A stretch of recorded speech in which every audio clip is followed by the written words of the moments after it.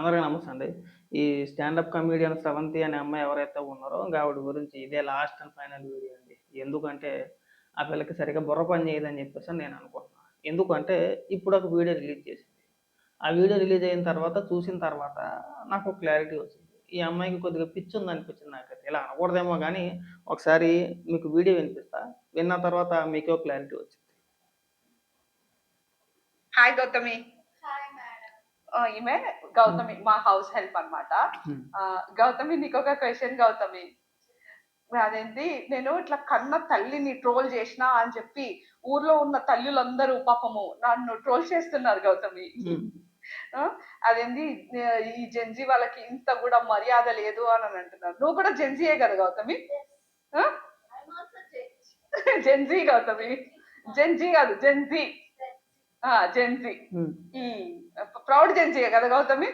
అయితే నాకు ఒక క్వశ్చన్ గౌతమి, ఇట్లా అందరు అంటున్నారు కదా ఇట్లా ఒక మొగోడి మర్యాద మనం పొందాలంటే ఆర్ లేకపోతే ఎవరిదన్నా సొసైటీలో మర్యాద పొందాలి అని అంటే ఆడవాళ్ళలాగా బిహేవ్ చేయాలి, ఒక తల్లితనం ముట్టిపడాలి, మనం చూస్తే ఇట్లా కన్న తల్లిలాగా అనిపించాలి నన్ను అంటున్నారు గౌతమి. దానికి నువ్వేమంటావు? అందరినీ తల్లిలాగా చూస్తే మరి పిల్లలు ఎక్కడి నుంచి వస్తారు? This is the best punch line ever Gautami.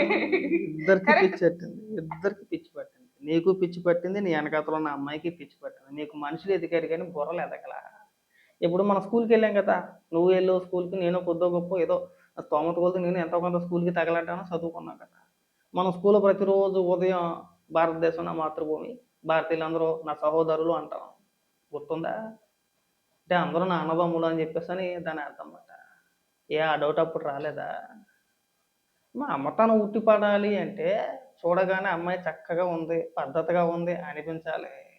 ఇప్పుడు మీ అమ్మగారు బయటకు వస్తారు, ఏమనాలి? వయసులో పెద్దవాడు కాబట్టి ఏమంటాం? మా తల్లి తర్వాత తల్లి లాంటిది అని చెప్పేసి అని అంటాం. అంతేనా? నేను నీకు నిజంగా పిచ్చి అనుకోవాలి. వద్దు, డిఫెండ్ చేసుకునే ప్రయత్నాలు చేయొద్దు. ఏదో చేసేవు, సింపుల్గా తప్పు అయిపోయింది, ఇలాంటి జోకులు ఎప్పుడు వేయను అని ఒకే ఒక వీడియో చేస్తే ఇంత కవర్ చేసుకోవాల్సిన పరిస్థితి ఉండదు, ఇంత దిగజారిపోవాల్సిన అవసరం ఉండదు. నీకు నిజంగా పిచ్చి అనుకుంటారా?